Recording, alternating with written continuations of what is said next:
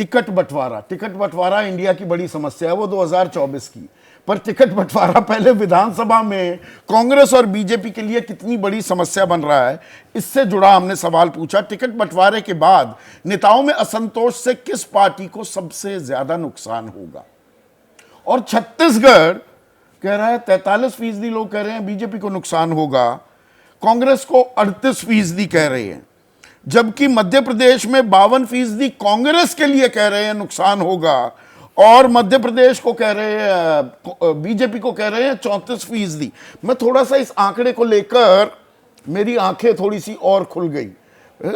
झगड़ा तो बीजेपी में ज्यादा है मध्य प्रदेश को लेकर, या मेरी रीडिंग गलत है? मध्य प्रदेश में झगड़ा काफ़ी है बीजेपी में कैंडिडेट्स को लेकर, लेकिन फिर से हम इस पर काफ़ी चर्चा कर चुके हैं कि मध्य प्रदेश भारतीय जनता पार्टी का सबसे बड़ा, सबसे पुराना गढ़ है। और भारतीय जनता पार्टी को जितना मैं समझता हूँ, वहाँ नेता की एक हद तक कद होता है।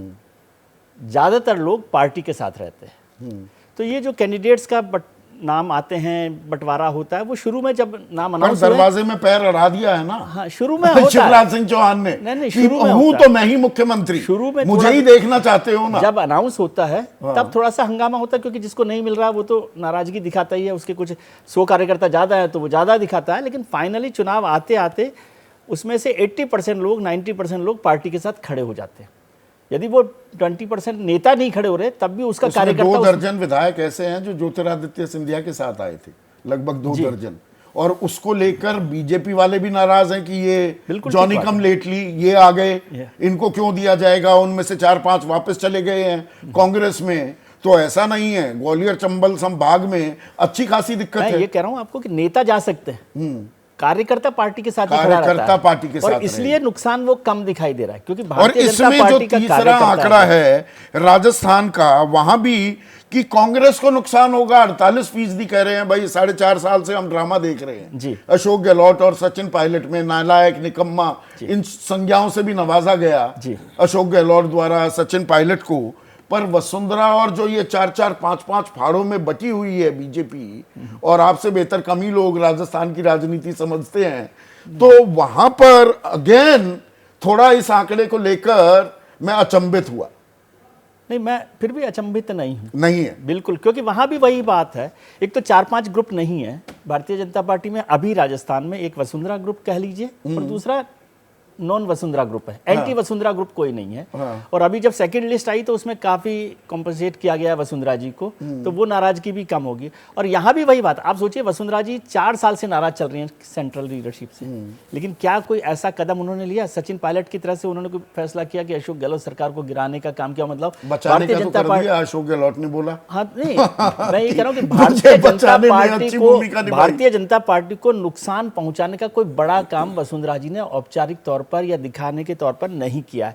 वो इंतजार करती रही, अपनी नाराजगी बार बार जाहिर करती रही। फिर पिछले दिनों जब सेंट्रल इलेक्शन कमेटी की मीटिंग हुई तो वसुंधरा जी को रखा गया, शामिल किया गया, नामों पर तय किया गया, उनके लोगों को करीब करीब सारे लोग उनके शामिल कर लिए गए हैं, तो उससे नाराजगी नहीं होगी। और फिर यहाँ भी वही है, क्योंकि वसुंधरा जी जानती हैं कि बीजेपी का कार्यकर्ता वो जब नेता होती हैं तो उनके साथ होता है, जब वो नेता नहीं होती हैं तो पार्टी के साथ होता है।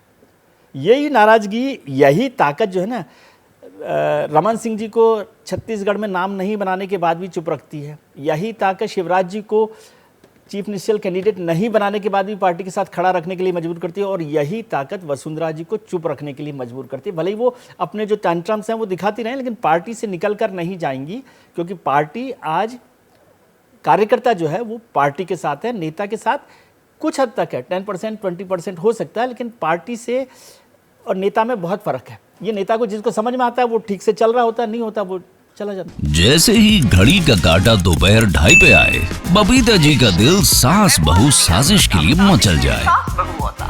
और ये है इनकी बहू, पूरे दिन ऑफिस की टेंशन हो जाए गॉन जब ये करें अपना फेवरेट शो फ्री टाइम पे ऑन।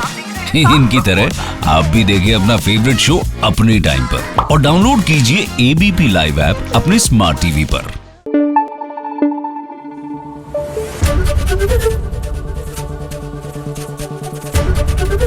ABP न्यूज आपको रखे आगे।